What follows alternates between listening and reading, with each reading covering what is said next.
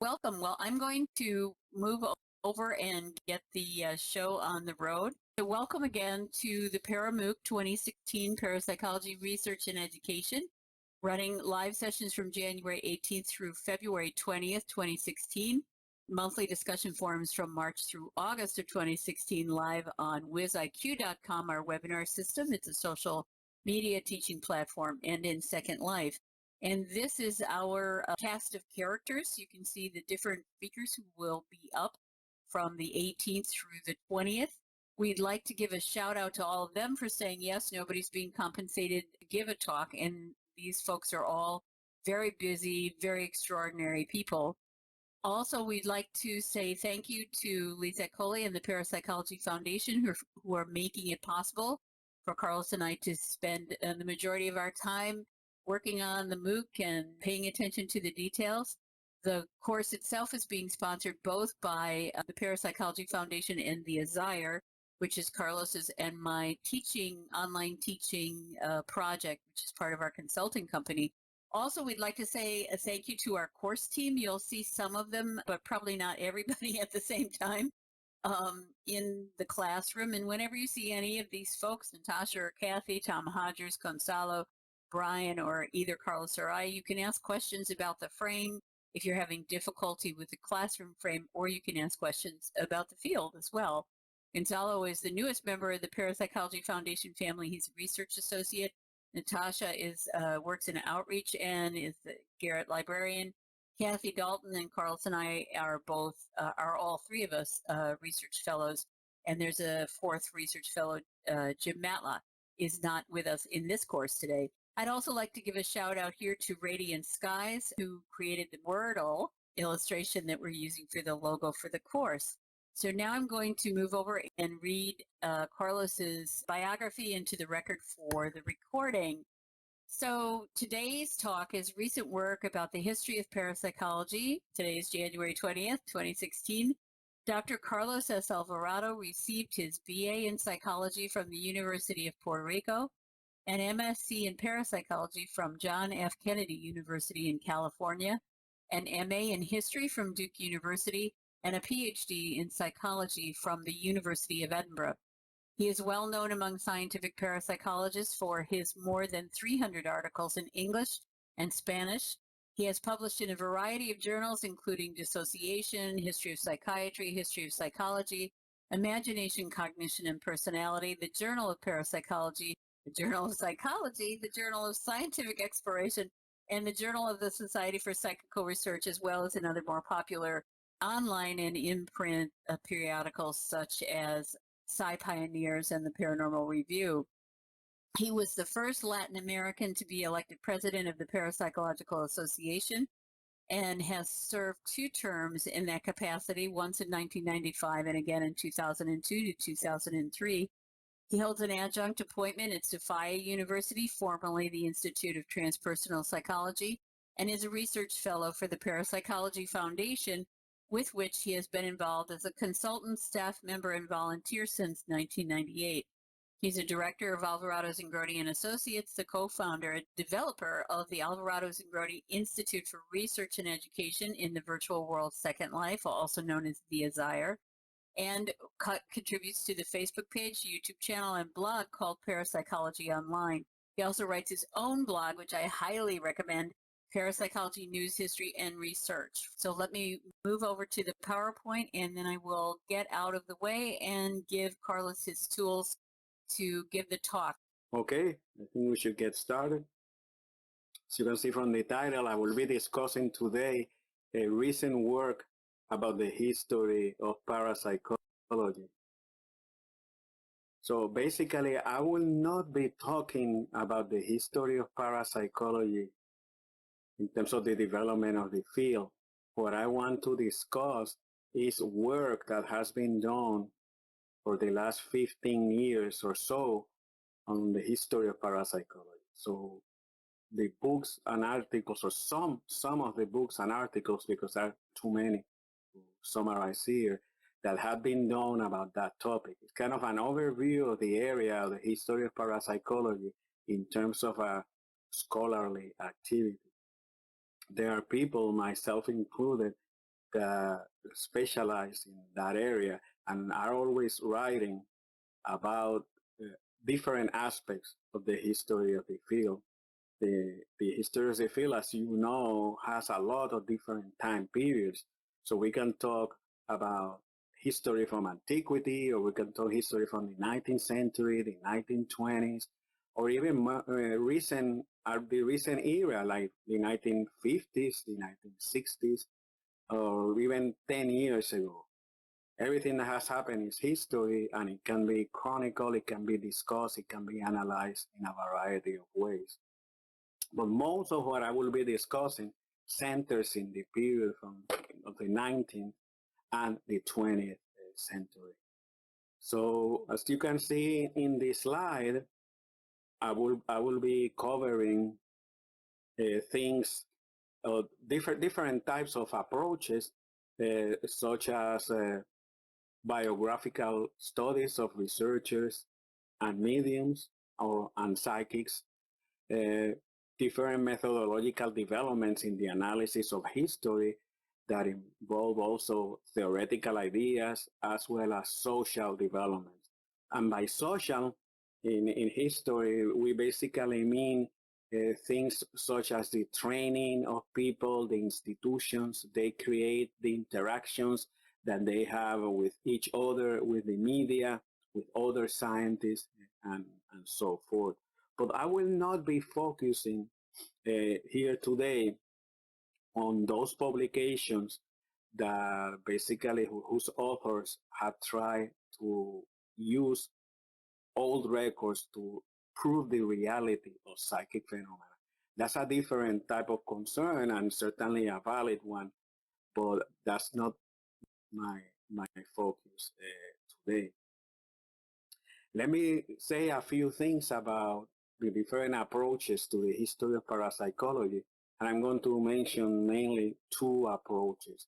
The first one, as you can see in this slide, is the approach from the point of view of the people that study psychic phenomena, the parapsychologists or psychologists or other scientists and other types of scholars.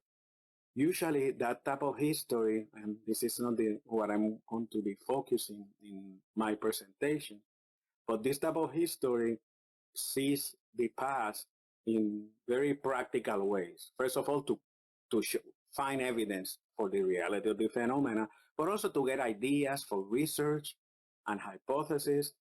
There are many attempts to analyze old data to see how relevant the old records are still, if they're still relevant today. And many other uses of history. But the commonality is that it is practical. It is something to inform the present. Some of the books that have appeared recently from about this approach are these two here.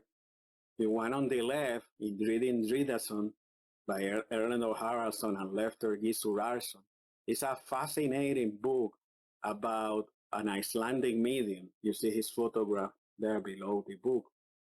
He was mainly a physical medium, meaning that he would fall in trance and he would talk like if spirits were possessing him, and physical phenomena will occur in the seance room. So there will be lights that will appear, there will be movements of the table, objects will move around, and so forth.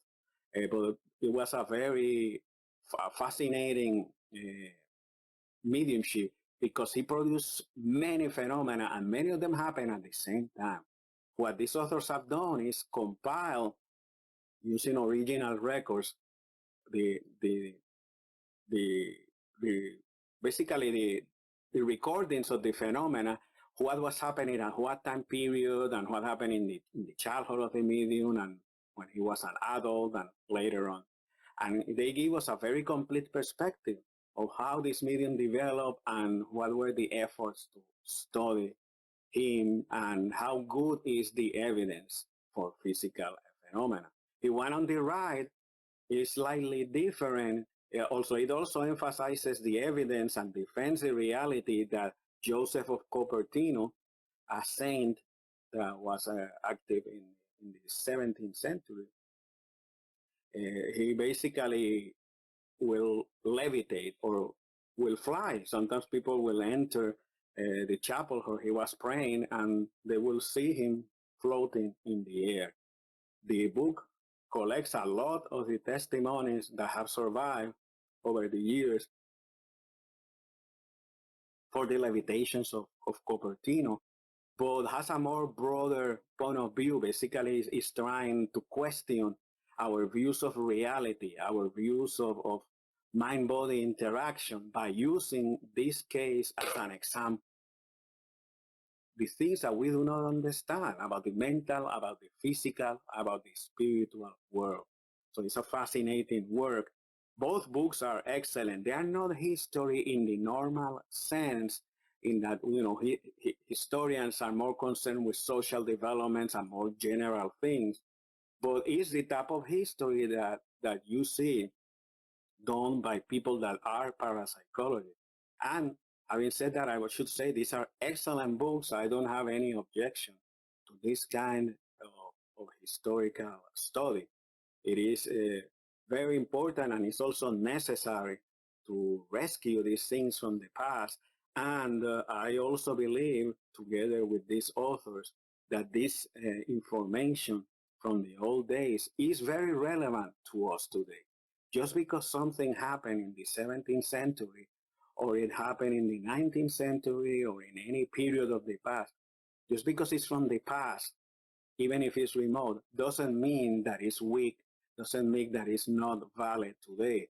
There are many phenomena, I will say, that the best evidence comes from the past. The example I would say is physical mediumship, like the case of the INDRIDASON. Mediums like him, mediums like D.D. Hume, Eusapia Palladino, and many others. I would say that physical mediumship, the best evidence comes still to this day from these old records. So this is an important work as well. The type of history that I will focus more is what you see in this slide, which is more the professional historian's perspective. Here, there is no concern with if the phenomena is real or not, although, of course, every person that is doing a history has their own point of view. You know, some of them are skeptical, others believe it, others don't know what to think about the phenomena by itself, you know. But they study things such as past developments in methodology, in theory, what type of findings were recorded in the old days. There is also a lot of emphasis on the social aspects or the intellectual context of past developments. And this includes issues, as you see in this slide, as professionalization, you know, how professionally organized were the psychical researchers. And that's important because it allows us to see them in relation to other disciplines, to other professions, how they were functioning in particular times. And you'll see that there were times where everything was very disorganized and no one was much talking to each other. And in later times, it's the opposite. You know, people get together, they form associations, there are institutional developments, meaning societies, organizations are created for the study of psychic phenomena. A very well-known and very important historical example is the creation of the Society for Psychical Research in London, England, in 1882. It was very important because it brings a lot of intellectual, financial, and time resources at a particular time period, and for the next years, it really makes a big difference in organizing the systematic study of psychical research. There were also other developments in other countries, in the United States, in France, in Germany, in many other countries as well. And that's what this type of work basically puts on record. The whole idea of reception. How is the work of psychical research, how has it been received? In a positive way, in a negative way? And what type of persons were more negative than the others? That's what this type of history tries to emphasize. And in doing so, it basically gives us a better perspective of how difficult the task has been, what has been accomplished, and gives us a form of comparison to other disciplines. That's what historians, that's one of the things that they are interested. So the topic that they are studying needs to be put in context of other disciplines, of the social developments of the times, and basically make a point, as I will show in other slides, that everything is embedded in culture. Everything that you are doing, there is a reason, and a lot of the ideas about psychic phenomena are certainly related to ideas of the times, be them ideas that emphasize, spiritual beliefs or material beliefs or whatever it is. When you see the whole picture, you understand better the development of parapsychology over different time periods. Certainly a lot of work has been done before the period that I will discuss. I have limited it to 2000, from 2000 to 2015, just for practical purposes, to be able to present the material in at least in about an hour. But there is a lot of previous work that has been fascinating and very important. Some examples are here in this slide. A particularly important book from the old days is the one on the far left, The Founders of Psychical Research, published by psychologist Alan Gold, originally in London. The book was published in 1968. And this is basically a history of the early development of the London-based Society for Psychical Research. To this day, I think this is the best treatment of the society. And it is fascinating because you see not only when the society was founded and the type of work that they did, but what happened before and what was the intellectual and social background of the main founders. Things that lead you to understand why they were driven, in what ways they were motivated, and so forth. The other books are also important, and one thing that I will emphasize in this presentation is that there are many publications from different countries. A lot of the history of the field started mainly being published in English, books like Alan Gold and many others. And it's interesting because a lot of the historians that deal with English language development don't pay too much attention sometimes to what happens in countries with different languages and different traditions. And that has started to change. Now we have a lot more work about psychical research in places such as Germany and France, just to mention two examples. Also, many articles have been published over the years in different journals, from professional journals in psychology to parapsychology journals. Many parapsychology journals are very open to historical articles. As you will see later, when I have a section by the end of the presentation where I try to summarize a lot of my own work, which is mainly articles that I have published in many journals. So all the parapsychology journals are open to these topics. Some of them, or at least one of them, the Journal of Scientific Exploration, which is a place that I publish frequently, has even a special section that is called Historical Perspective. And that's a section that is devoted to historical articles of any sort, from recent to really very old developments from antiquity. Any time period, any type of argument is acceptable there, as long as the article passes the usual academic standards, everything is refereed and so forth. But I mentioned this so that you know that there is a lot of interest in the journals of parapsychology in these topics. Also in the journals of history, we have seen, especially in recent years, there have been more and more articles about psychical research in established history journals, journals of the history of science, or journals of the history of medicine, or just general history. Let me give you a very general view of some of the trends that I see in the recent history that has been written by a variety of people.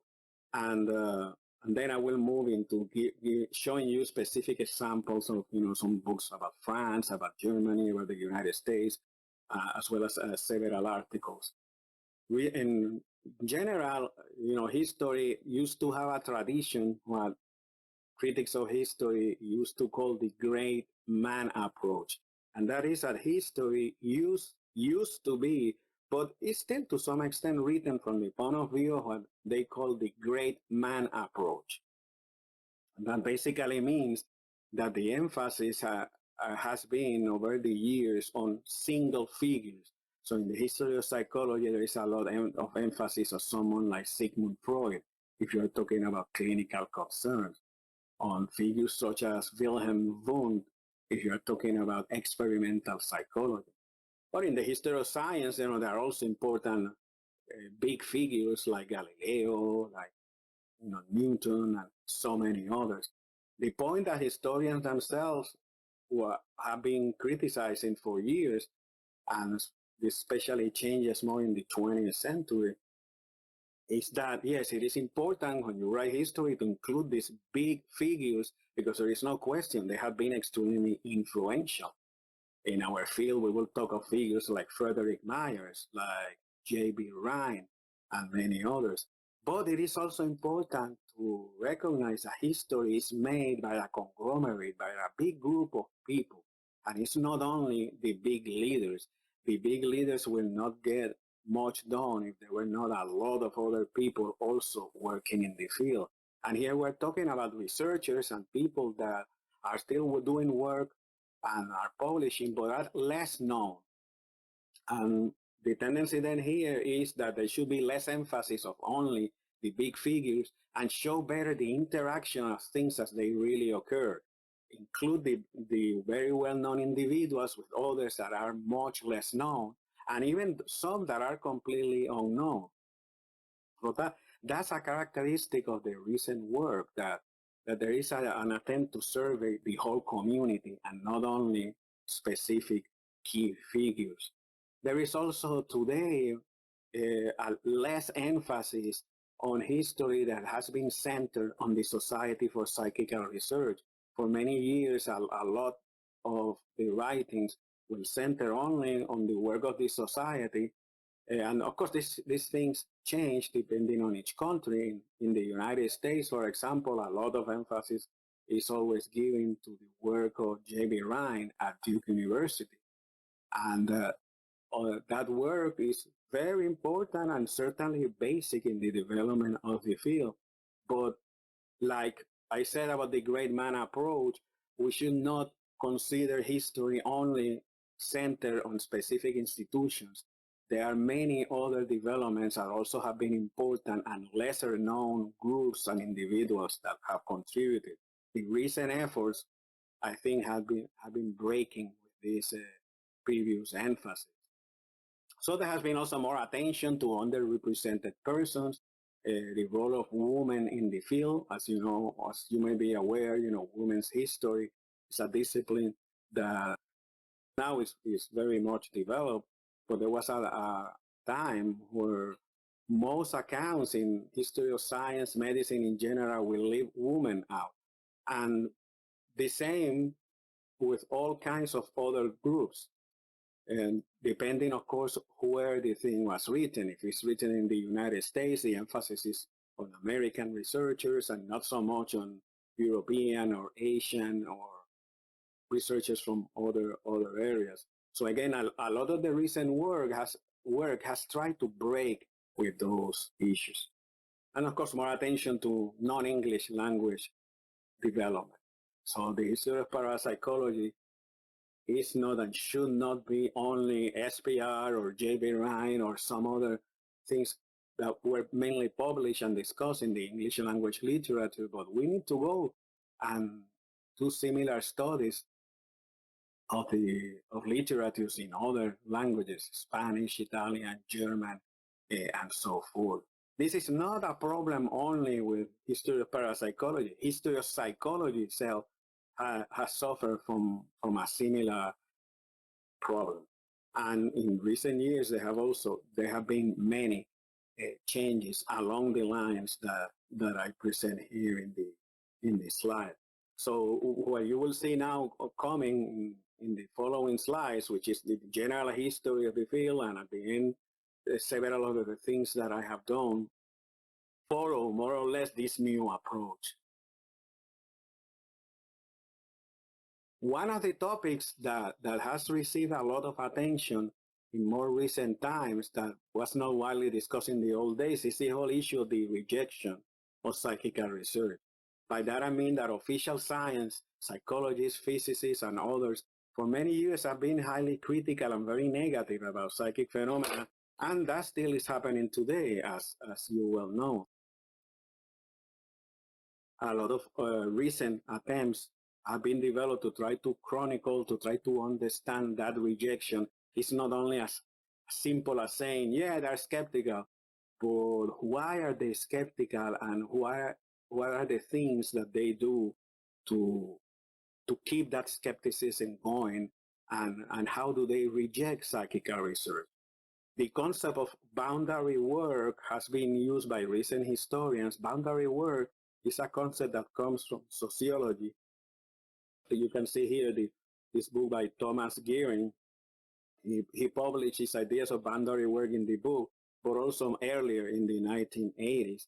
And basically, boundary work is when members of a scientific community or a scholarly or academic community, or it doesn't even have to be academic, members of a group want to defend their turf, want to defend their terrain, and they do all kinds of things to put out of the group certain individuals that they feel are a threat to their own identity. So there are many examples of psychologists doing that to psychical researchers, basically seeing psychical research as not being true psychology and trying to push it out. But there are many boundary work strategies.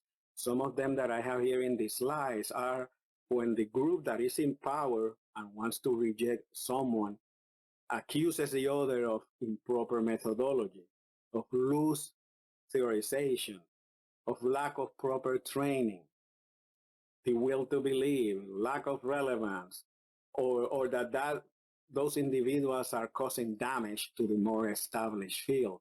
All those arguments have been used against psychical research, and they lead to very important practical consequences. What I say here is the denial of grants, tenure, promotions, publication in journals. All kinds of things are made difficult, so you cannot progress in your field too much. If you don't have money, you cannot do a lot of research. You cannot travel to see psychics or mediums. You cannot have a laboratory, and so forth. And that's basically what boundary work in practice entails. You reject the individual, but you also put so many obstacles that you make their life very difficult. And you do that to defend your own identity as a field. That has been studied in different ways by different individuals. In 2009, Heather Wolfram, this is her PhD thesis in history, published this book, The Stepchildren of Science, Psychical Research and Parapsychology in Germany, from 1970 to 1939. So it's a study of developments in German parapsychology. There is a lot of fascinating information about individuals, such as those whose photographs appear here: Alexander Aksakov, Albert von Schreck-Notzing, which were German psychical researchers that were very important in the development of psychic studies in Germany. But other than chronicling the development of this field, what she basically tries to chart are the different terrains that existed in Germany. Different groups that had conflicts with each other, people that were studying mediumship and other phenomena in Germany in particular. Mediumship is kind of the main phenomena that she focuses on. She argues that that there are very clear demarcations or differences between many different groups. One of them is the psychical researchers and scientists in general. She also finds out very interesting information about the fights or conflicts between the psychical researchers and people that come from different areas of occultism. So you find that inside the group of people that believe in the existence in psychic phenomena, there are also differences and they separate themselves. In this case, psychical researchers that were attempting to be more scientific using the scientific method, and different types of occultists that were not using the methods of science in the same way.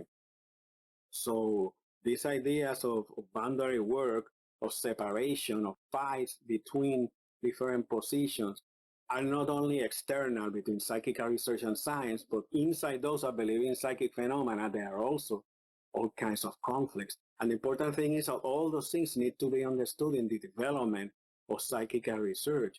The history of a field is not only simply the history of the research that was done and what was published, and that's it.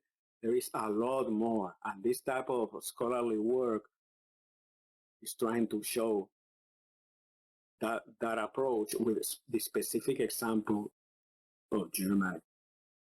It's interesting, a quote from the book that Wolfram says, psychical research and parapsychology found themselves disciplinary stepchildren stuck between occultism and science.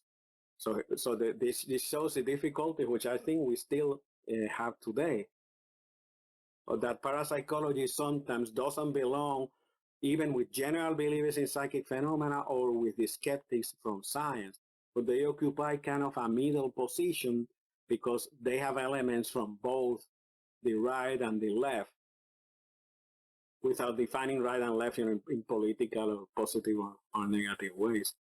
But anyhow, this is a very good example of modern scholarship of the type of thing that is happening today in the history of parapsychology. This is an example from our own Nancy Singroni. And this is her PhD work from the University of Edinburgh. It's a book called From Text to Self, The Interplay of Criticism and Response in the History of Parapsychology. Here, she basically examines the history of criticism, mainly in focusing on the English language literature. So it's criticism and response in scientific parapsychology. A lot of the fights, discussions between critics that did not believe in psychic phenomena or didn't think the methodology was good, and the defenses that the parapsychologists will put. And basically she argues that this needs to be seen not only simply by recording these changes, but she goes into areas such as the rhetoric of science and tries to outline what are the specific arguments that the critics are using, criticize to push away or to put down parapsychology. Also the analysis of discourse, of text, in this case mainly written accounts of parapsychology, especially from the critics. Well, how do they argue about the rejection parapsychology? What type of arguments do they use? What type of language? What type of metaphors and so forth do they use? So she tries to bring all of that into one place and has some particular case studies, one of them being the early work of Jamie Ryan, the publication of a book that Ryan and his teams put together called Extrasensory Perception After 60 Years, and several other case studies. But the whole point is to see that to understand these differences, you also need to see how people were trying to push parapsychology away. What was the structure of the arguments and even the language that was used. And in this work, Nancy brings together a lot of fascinating summaries of commonalities that she found in the discourse of the critics and also of the defenders of the parapsychology. if you have more questions about it, since she is online now, you can ask her later about it. There are, of course, a lot of other work that focuses on more general issues. Another one, and this one comes from France, is another example of the new history of parapsychology in countries with different cultures and different languages from the usual British and American ones, which used to be the main type of studies in psychical research history.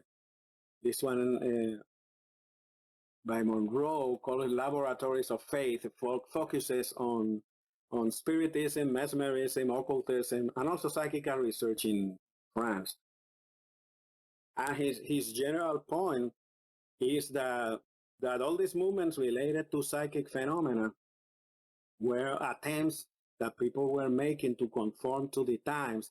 They basically wanted to modernize issues of faith.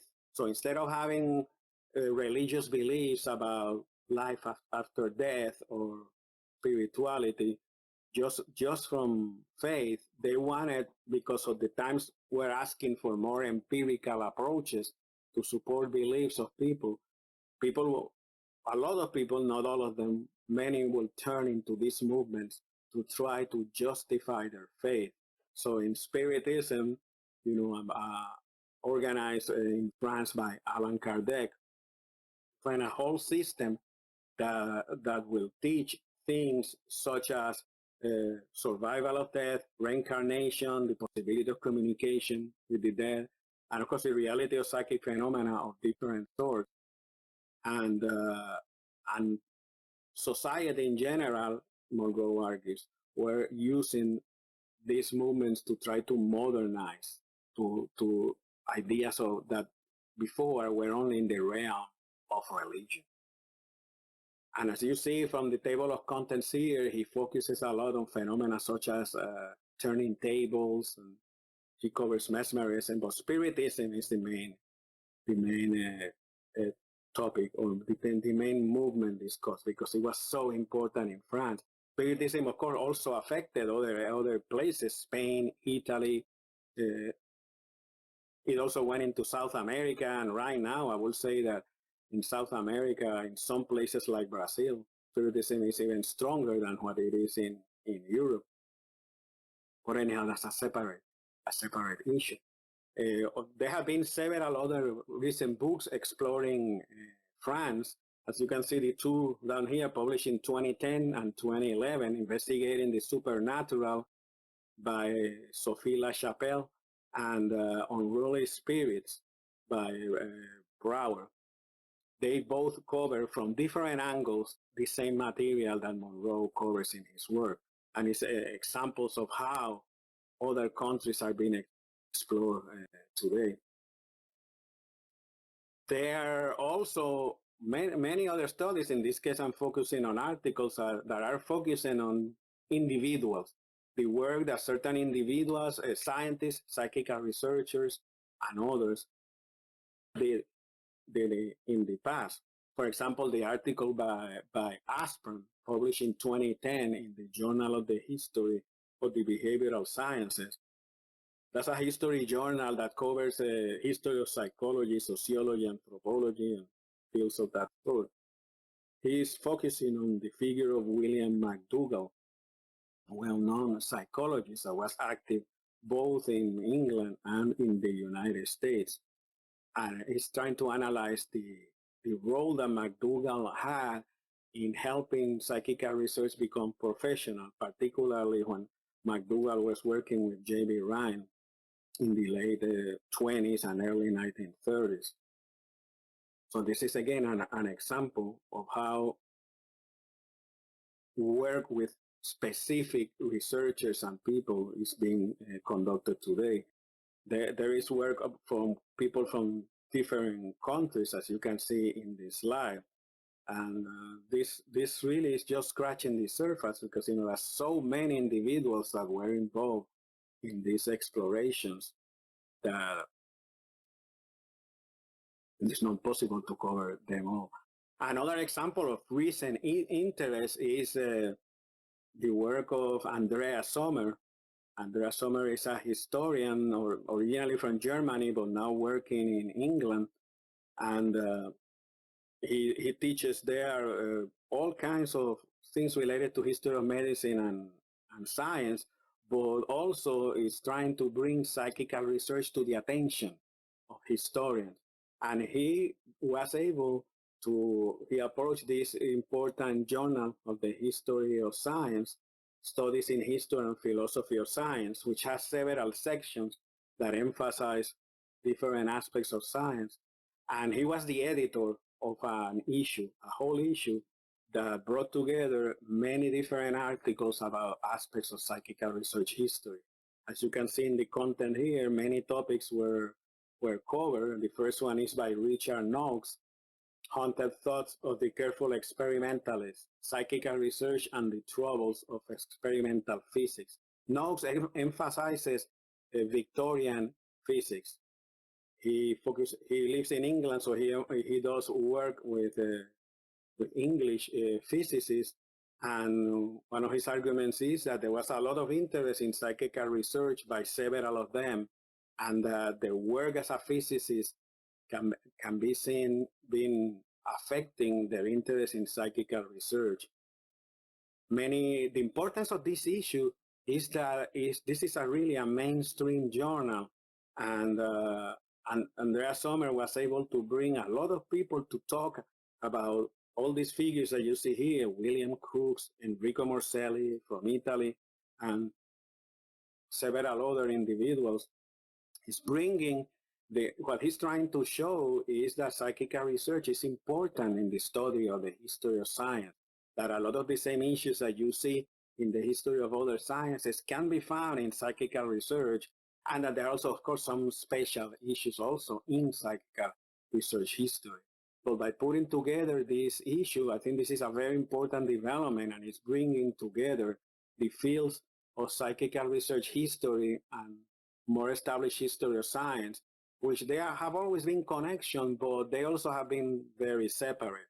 And the more these type of things take place, the more we can see of a rapprochement or basically of historians understanding that psychical research is part of society, of culture, and the like. There was a period where that was not believed by many historians. Another interesting recent trend is that of the relationship between psychology and parapsychology. Regina Pla from France published this interesting book whose title translates as The Birth of a Human Science, Psychology, the Psychologist and the Psychic Marvelous. Psychic Marvelous is an expression that she uses that include psychic phenomena, things like ESP, psychokinesis, other kinds of mediumship in general, but also include some of the more exotic phenomena of psychology, especially of dissociation, of hypnosis, such as changes of personality in the hypnotic trance. And her point here, and this book was published in 2000, it was still a kind of a new argument at the time. She argued that psychical research was important in the development of French psychology in the 19th century.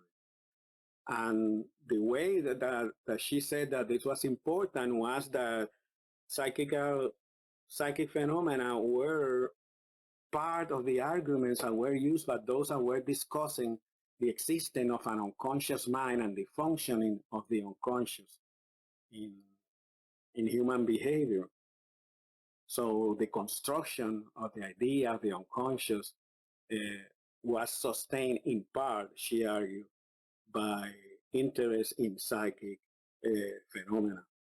She's also very strong in saying that, as you can see in this slide, that psychical research was not an issue of infantile beliefs or something out of psychology that was kind of amusing and an amusing bizarreness, as she writes. She says that it was much more central than that. And that's the important thing of this new historiography of of psychology and psychical research that is trying to rescue psychical research from being a marginal, unimportant movement to something that was of particular importance and that was an important influence, an important agent of change. In this case, important for psychology. Here we have Andreas Sommer again, and he has been doing a lot of work also on the interface between psychical research and psychology. We are going to see his big contribution, I will say, out this year because he's in the process of finishing a book that is his dissertation. His PhD dissertation in history is about psychology, especially American psychology and psychical research, and he's making the same arguments that I was saying before that others have made, but with much more detail and better evidence that the development of psychology owes a lot to psychical research. Several other people have conducted work in this area as well, and trying to emphasize, different issues. The last article here in the slide, the Fukurai affair, was it's a very interesting article about developments in Japan, especially with Tomokichi Fukurai, which was a Japanese psychologist that became famous for studying psychic photography. And he basically lost his career because of his involvement with this field. And the article chronicles all the problems that he had and how difficult it was in Japanese psychology at the time to cover those topics. Again, showing how all these historical studies are starting to change. Other people have done work on specific phenomena. For example, Roger Luckhurst, in his book, The Invention of Telepathy, published in 2002, explores the idea and concept of telepathy. And he places telepathy in a variety of contexts, not only within the psychical research literature, and he has plenty of that, but also within the context of ideas of science in Victorian times, ideas on psychology, and even relates the thing to political issues such as brutal imperialism, metaphors and beliefs that were common, especially in the British context, and many aspects of society, such as class, gender, and race. He covers literature, scientific writings, those of psychical research, and the whole argument is that the whole idea of telepathy was much more around than just in the psychical research literature. It really transcended psychical research and became part of culture during the period that he focused. So it's an example of these social approaches to the study of a psychic phenomena. Here we have a different book. It's an anthology of articles, The Perfect Medium, Photography and the Occult. There was an earlier version of this that appeared in French. And this is really a unique book focusing on photography in general, not only psychic photography, but the use of photographs to study psychic phenomena as a technology to control for mediums, to use photography in various different ways. And as you can see, the book is divided in different topics: photographs of spirits, so that's spirit photography; photographs of fluids, that's basically more thought photography, people that were trying to create designs or images in photographic place by touching them, by concentrating on them. And there is a fascinating early history of that, as well as photographs of mediums. That's the last section. It is very interesting. A lot of these essays are very, very detailed and have a very fascinating bibliography covering different languages.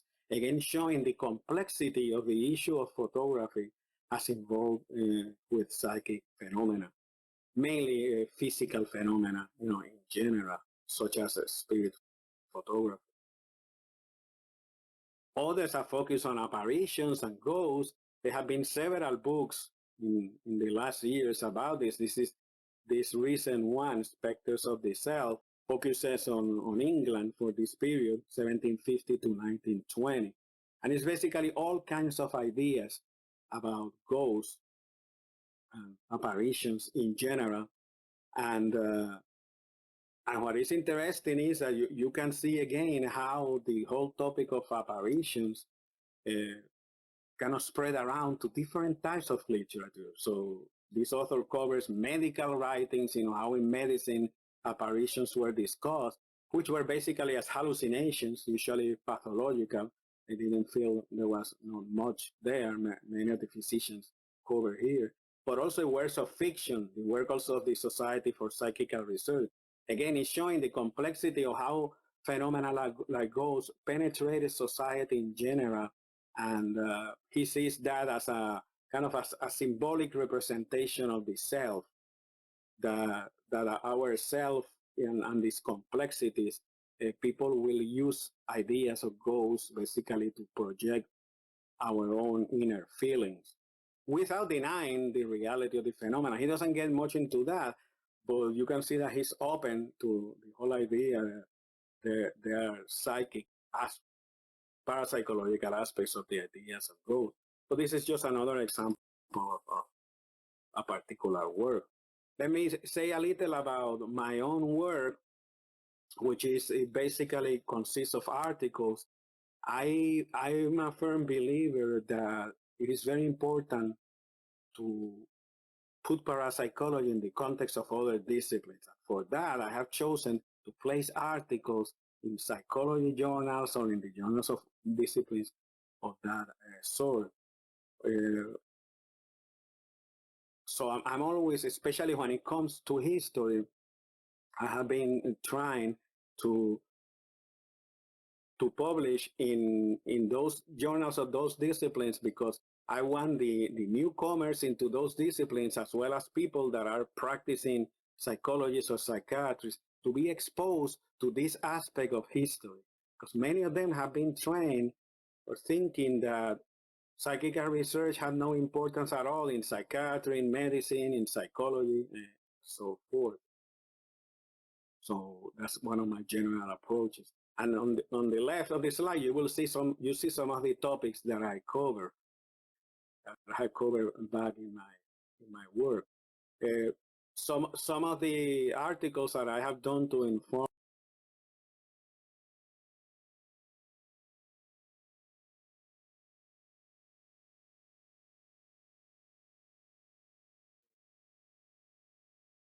appear here.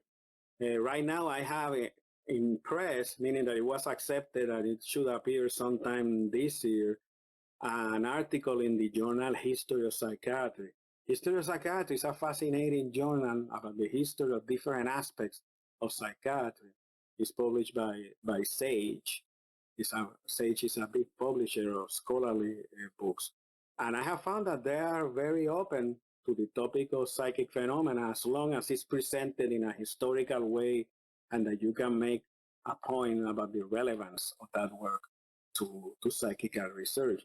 In this article that I publish here is basically a section that they call classic text, basically a reprint of an excerpt from old publications, a book chapter or an old article. An old can go from antiquity to recent times.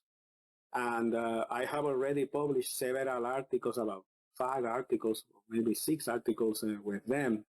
And in this one, I basically get William James' first report about the medium Leonora Piper, and basically argue that here we have something coming from psychical research that is a contribution to ideas about the unconscious, is a contribution to processes of dissociation, but at the same time, we have a man like James defending this first report that there was something truly supernormal about Mrs. Piper. my main motivation is to put those ideas in a journal that is read mainly by psychiatrists, so that as time goes by, psychiatrists get used to the idea that these things exist, that they have been investigated, and that they're part of the history of psychiatry.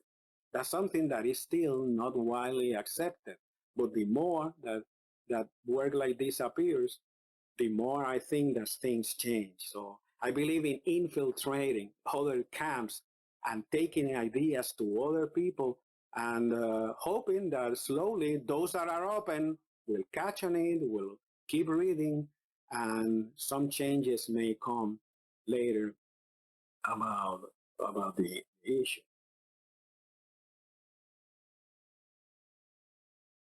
Some of my other work has focused on what I call, concepts of force, which there is a whole literature in the history of physics about concepts of force, usually generally emphasizing electricity, magnetism, and things of that sort. My interest here has been this whole idea that there are radiations or forces coming out from the physical body that have been used as explanations for the phenomenon of mesmerism, spiritualism, and psychical research. A lot of people don't accept that today because they believe these are all ideas, but I'm not concerned really with that here.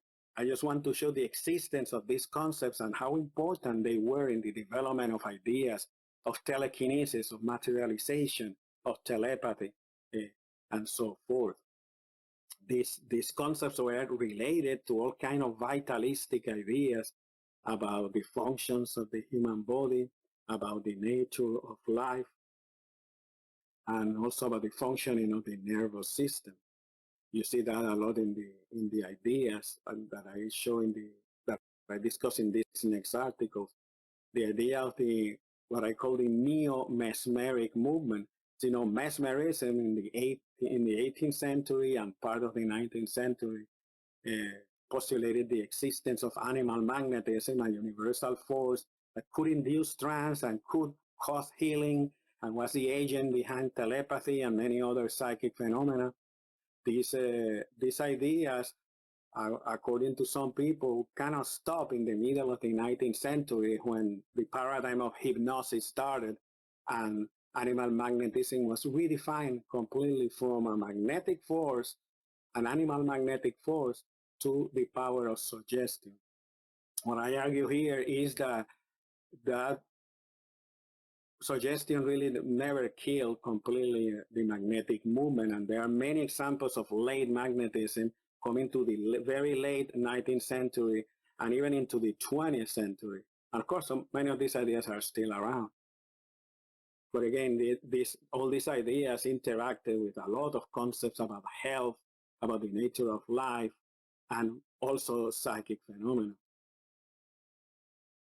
I have also been concerned with this interaction of psychology and psychical research that other people in the past covered, such as Andreas Sommer that I mentioned before. This is one of my first articles on the topic, and again, I wanted to place this in a journal that was read by the clinicians and researchers in the phenomenon of dissociation. The people that deal with cases of amnesia, of somnambulism, of double and multiple personality. Today is called the dissociative identity disorder. I wanted it to be there, and what I did was I studied the records of the Society for Psychical Research and tried to develop the argument that they were a main contributor in that time period to hypnosis, mediumship, and that has important implications of the idea of a subconscious mind. I also argue that the society itself was the first institution in England that was devoted to study dissociation systematically. There have been before and during the time a lot of physicians that were concerned with hypnosis and with other phenomena, but there was no organization like the SPR. So again, here we have psychical research making an important contribution to psychology and psychiatry. And the information that came out of there was very influential on people like William James in the United States, people like Pierre Janet from France, and many others. Still, it's unfortunate that a lot of these contributions are not generally known to people that work in the field of dissociation.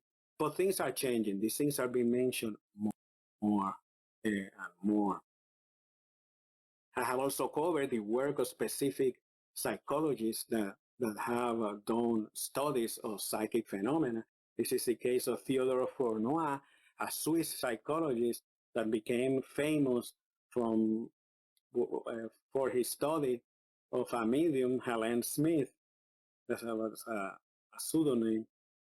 It was a medium that produced all kinds of claims about previous lives in India and in France, but the most interesting part was that she claimed to be in contact and to even travel mentally to the planet Mars.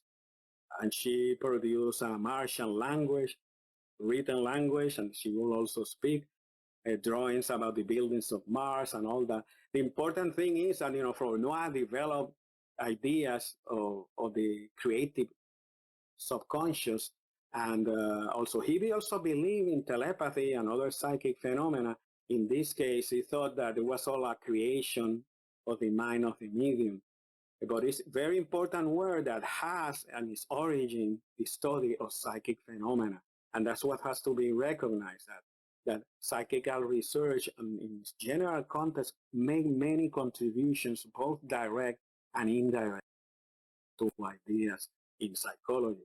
A similar thing is in the case of William James. This is an article I did with Stanley Kriebner, published in 2010 in the Journal of Consciousness Studies, that again, the main argument is that psychical research was an important influence in the study, the early study of dissociation and the unconscious. And we use the case of a case study, the writings of William James on psychical research. Again, it's one of many others. Another article in History of Psychiatry is the work of Binet, Alfred Binet, which is remembered today mostly for his studies of intelligence. But early on, he was very much interested in the 1880s and 1890s in dissociation, in hypnosis, in hysteria. And one of the things that this article does is basically, show how the phenomenon of mediumship was very important for Binet to defend the idea not only of the existence, but of the process and dynamics of dissociation. So it is another example of how in those days, accepted psychology was actively influenced from psychic phenomena. In this other article, I argue something a little different. Was that, there's a lot of ideas of the subconscious and of dissociation in mediumship in the old days, but what I wanted to do was to bring the ideas of those that even though they explain mediumship as involving dissociation and workings of the subconscious mind, they also believe there was something paranormal happening. Real telepathy, real telekinesis, or some other phenomena. And basically showing that the interaction of this idea was very complex, that it was not only to explain away phenomena via dissociation, like say in the case of Fournoy, but like in the case of James that I mentioned before, there were several theoreticians that accepted all the phenomena of psychical research, but believed that they interacted in many ways with our subconscious mind. Frederick Myers, of course, is a very big figure in this context. Myers by itself is a fascinating and very, very important case studies in this historical interaction between psychical research and psychology. He was a central figure, by all means. Another of my work is that I always enjoy to rescue things that have been completely forgotten. And one example is the work of Charles Richet. He published a very well-known article in 1884 that was called Mental Suggestion and the Calculation of Probability. And that basically is about ESP work. And the work is mainly cited today and still remembered because of as an example of early use of statistical evaluation of ESP. Now that's very common. In those days, it was very rare. In fact, this is generally recognized as the very first attempt to use some statistical approaches to study ESP. But what I basically do here is to show that this, yeah, that was true, but this article also has a lot more to offer, such as he did reanalysis of previously published thought transference studies, and he discussed the unconscious in relations to mediumship and several other topics. The point being, psychical research history is very, very rich, and we need to be aware of many other aspects that are not in fashion today. Another case in point is the use of a physiological monitoring to detect ESP. This is an old case from the 19th century where physician John Purdon is completely unknown and forgotten today.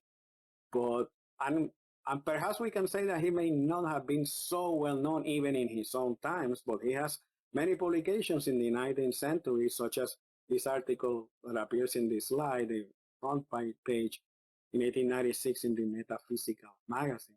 Basically, what he argued was that using this instrument that you see here in this slide, that was used by many physicians and medical researchers to record the pulse rate.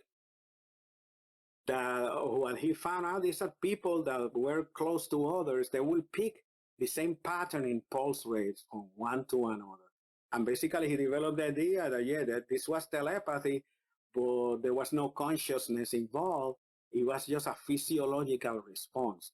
And this is, of course, something that in more recent times, a lot of people have been doing with all kinds of physiological indexes, with EEG, with blood pressure, and some other physiological changes. But this is a precedent, if you will, also completely unrelated to the modern work. No one that has done work in the modern times has ever cited this.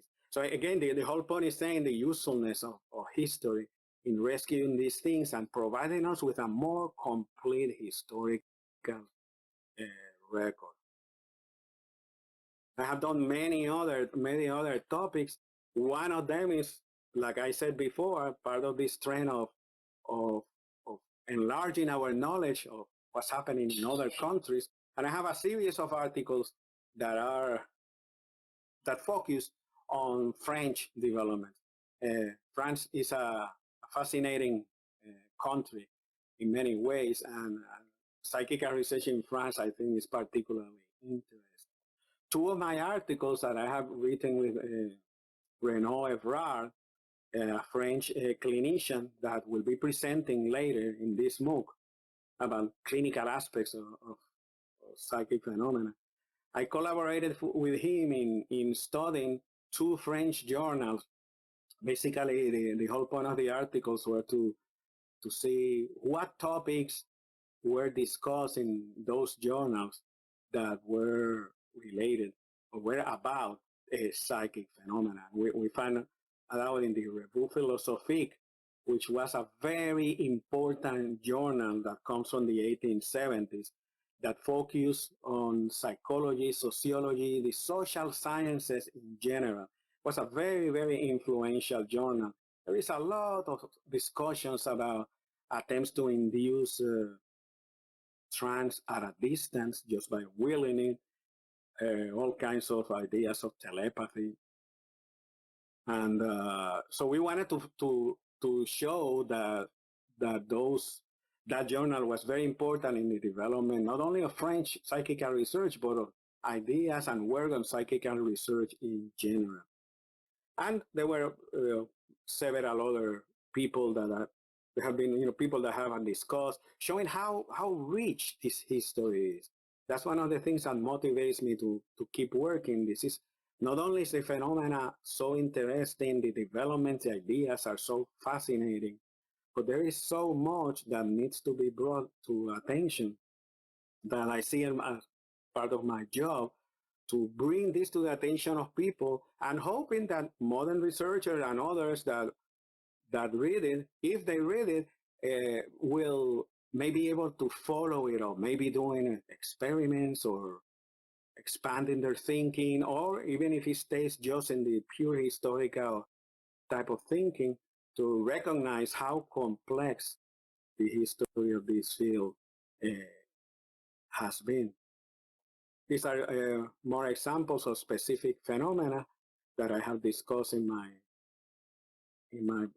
publications. So I'm coming now to an end, and I would like to restate again the recent trends that have been found in this type of work. A lot of people have been doing developments in non-English language countries and researchers, and there is a lot more to do in this area. Countries like South America are virtually unexplored, not to mention Asian countries, the work done in India, in Japan, and in many other countries needs to be explored. So that's an area that is almost quite completely open. The whole issue of the relationship of psychology and psychical research, either in terms of contribution or conflict, that's very important, because it shows that psychical research, I think, was far from being a trivial concern. It was important not only in itself, but it had very big influences in the development of psychology. And maybe other people will be able to make similar claims for other fields, but psychology is more my area, and that's the basic ideas about the subconscious mind in general. It needs to be recognized more that psychical research was an important factor in that type of thinking. And finally, the whole work of rejection, that also is kind of a negative work, because no one likes to be reading and studying only people with criticism and negative outlooks. It's still important, because it shows again the place of psychical research in psychology and other fields. Important influence comes not only from positive influence, it can also come out from negative influence. And things such as rejection can also shape a field in different ways, such as institutions and the personnel involved, the type of ideas emphasized, and so forth. So that's basically in general what I wanted to present. As you can see, I have not discussed history of parapsychology by itself, the actual development of research and institutions. This has been mainly some examples of recent work done to chronicle, to discuss, to analyze what happened in the past in parapsychology. So this concludes my presentation. I hope you can follow some of the sources via the slides. There is more information here in these slides in terms of a bibliography of historical work, and in the bottom, some links to free virtual libraries, which you can get access to a lot of primary material, books published at least before about 1923, back into the 19th century. There is a lot about psychic phenomena in these places. So I encourage you to look for that if that is your interest. And having said that, I should stop, and if there are any questions, I'm ready to take them now. Thanks. Chris was asking at one point about similar types of work about African mediumship. And Margaret's given her some links to Aruba and other kinds of anthropological treatments, I think, but in terms of history. Yeah, that's really not my area, but yeah, there is a lot of anthropological work with mediumship from all around the world: Asian mediumship, African-based mediumship, and so forth. I don't have much knowledge about that literature, but certainly a very quick search will you will be able to find a lot of things. Sometimes in anthropology, you will find those things more under the term spirit possession or trance possession. But a lot of it will deal with what we call mediumship.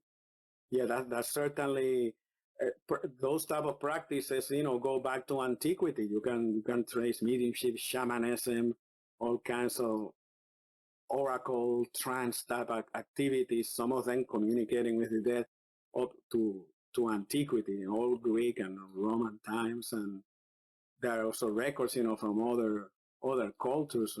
There are records from China that will talk about mediums and the function of mediums in society. There is a lot of information out there about that.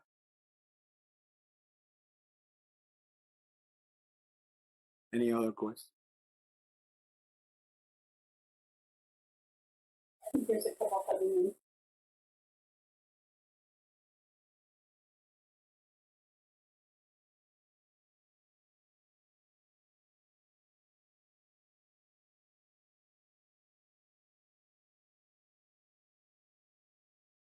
What do you think is the actual perspective in the area of rejection of parapsychology compared to the last century?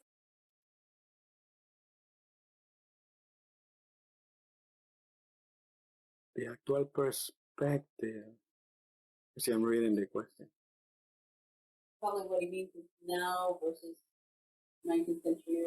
Well, I think now there is more awareness, not only of rejection itself, but the way rejection is done also, and the functions of rejection. We certainly have documented the process much better. Even there's much more to be done, but like in the case of Wolfram in Germany, the work of Nancy with dealing with J.B. Rhine, for example, we have better case studies, better documentation of those things, and we are more aware of it. But the discussion of that depends on who you ask. If you ask more the sociologists and the historians, they will argue that yes, now we understand more the dynamics and case studies are available and so forth.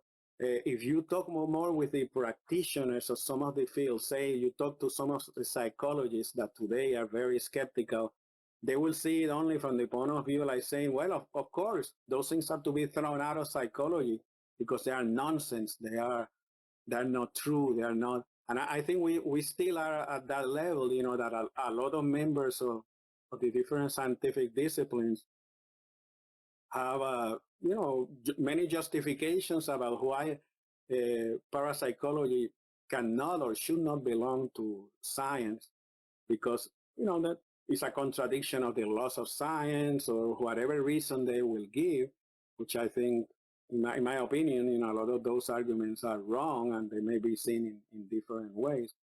But I think the professionals in the different fields still resist a lot of this viewpoint.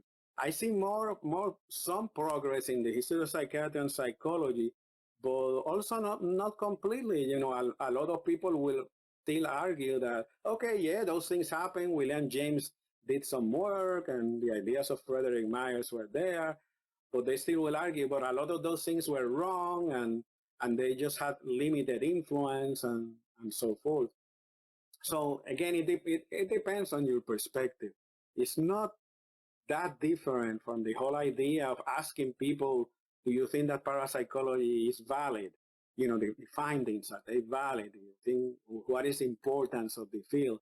You will find very polarized notions and many people also in between. And I think when it comes to this type of thing, like seeing the rejection, it will be like that. But from my point of view, I think we understand better now the rejection, and we have some sociological models like boundary work to conceptualize those things better. So that's basically what I can say about it. Eduardo commented, different parasciences survive and flourish due to a lack of knowledge or comprehension of parapsychology's development, but they seem to have more activists than parapsychology scholars. The issue is how to cover the relevant data and problems they stand for without falling into theoretical promiscuity. Yeah, that's a very interesting point, and I think you have a good point there. That's true. Well, Allie was mentioning that we may be on the fringe of science, but others in the past have had the same problem until fully accepted. Yeah, that's also true. I mean, there is always the possibility of acceptance. Just because there have been rejection and strong rejection in the old days, it doesn't mean that it's going to be like that all the time. You can find many ideas in science, the whole idea of cerebral localization of functions. You know, that there are certain areas of the brain that are concerned with speech or with vision or with other things.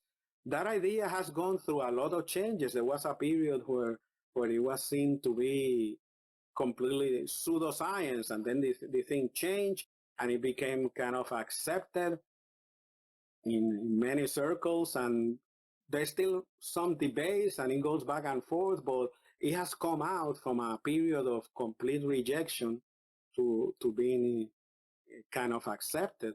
I would say some other areas like hypnosis, you know, hypnosis also had to fight its way in, and there's still resistance to hypnosis, but now it's in a much better position, I will say, than it was in the 19th century, where a lot of people will see hypnosis as being a very sensational type of approach, and they just didn't, you know, a lot of people resisted inclusion of hypnosis in psychology.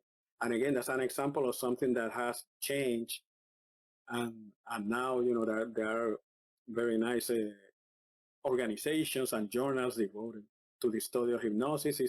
Is seen as part of psychology. I think the same thing can happen to parapsychology. A lot of it may depend on advances or better evidence in the future, or a whole change in the general paradigm, you know, that a whole of the ideas now about materialistic assumptions or many other things prevalent in science that will change, and all of a sudden the doors may be open to things like parapsychology. So yeah, certainly the fact that there has been rejection doesn't mean that the thing will not change in the future.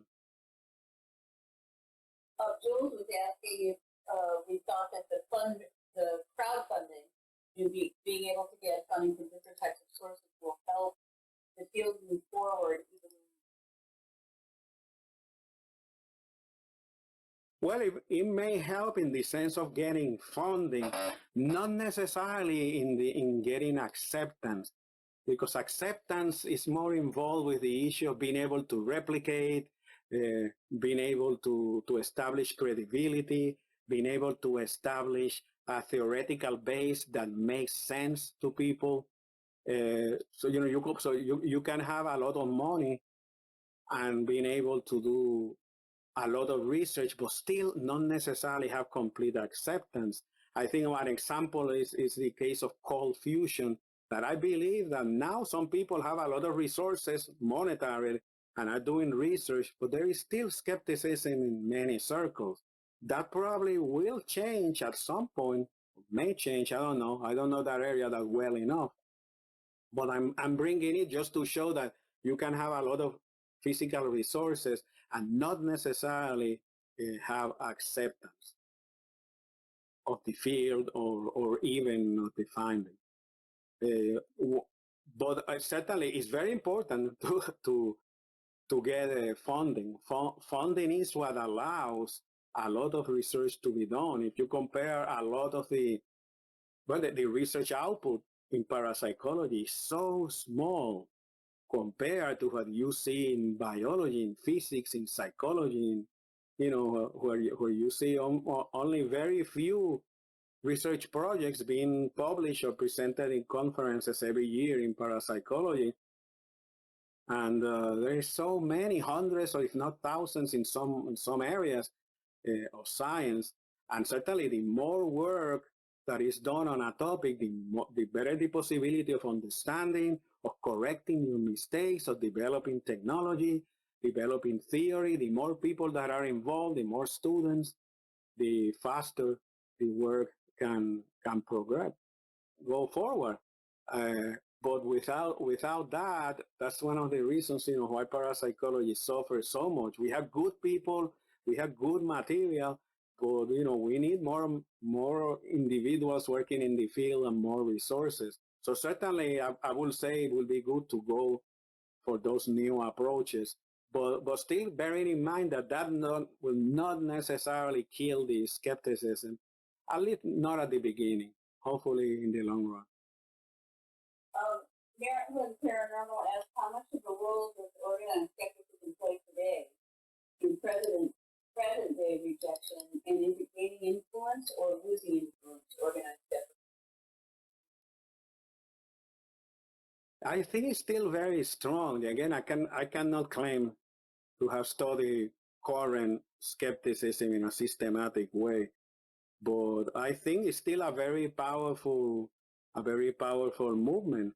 It is not too hard to block parapsychology or the entrance of people involved in parapsychology into some places today. There are many examples, that you can see today that are still happening. So I think the skeptics still have a lot of power. It is very easy.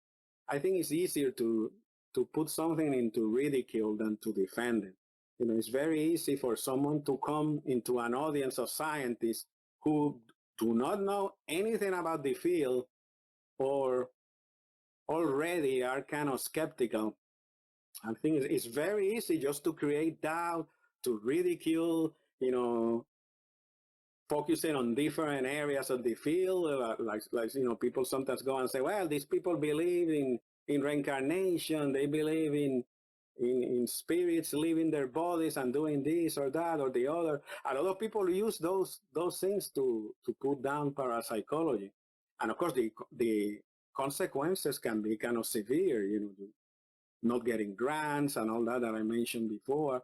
I think that still is very strong today. I think there also have been some changes. There are some more people in the field now that are positive, that are publishing more in mainstream journals, but that I mean more, the journals of history, the journals of psychology, especially, and even in some other journals of some other disciplines. So I think the situation is slightly better today, but I think the skeptics still have a lot of control of key things to get funding, to get entrance into academia, even to be able to publicize, a lot of these phenomena and the research. So I think it's still a problem. Jill was talking about a sales site on the internet, Etsy, where you can get lots of wonderful artistic things. And I think you may be right that it contributes to a emphasizing on what might be reality. Yeah. No, that's true. That's true. Well, I think we better close the subject. Okay. Well, those were very good questions. Thank you. I want to thank Carlos for another amazing talk, and I'm always astonished after 30 plus years that every time he gives a lecture, I learn something new. And lots of things on my reading list as well. But thank you all for a very great discussion and lots of fantastic questions. Really excellent. I am going to be copying the chat. I've got the note up, so there will be the chat uploaded into the schedule soon. Remember that tomorrow at 2 p.m. to 3 will be the WizIQ online discussion. And between now and then, I will put up a whole bunch of tutorials about Second Life so that if you're interested in joining us at 4 p.m. for the Second Life discussion in the Azire library, you'll be ready to do that. And if you're getting yourself an avatar while we're having the discussion forum, do not worry about that. You can always search for Maggie Larimore, and I will give you what's called a TP or a teleport link so that you can join us wherever we are. So tomorrow at 2 p.m. is the WizIQ-based discussion forum, the first of the course, and then at 4 p.m. will be the Second Life discussion forum. And Friday is a free day, and then later today you will have all the registration information that you need to join us for the Parapsychology Foundation International Affiliates Conference on Saturday and Sunday. So thank you very much for joining us today, and we'll see you soon. Bye now.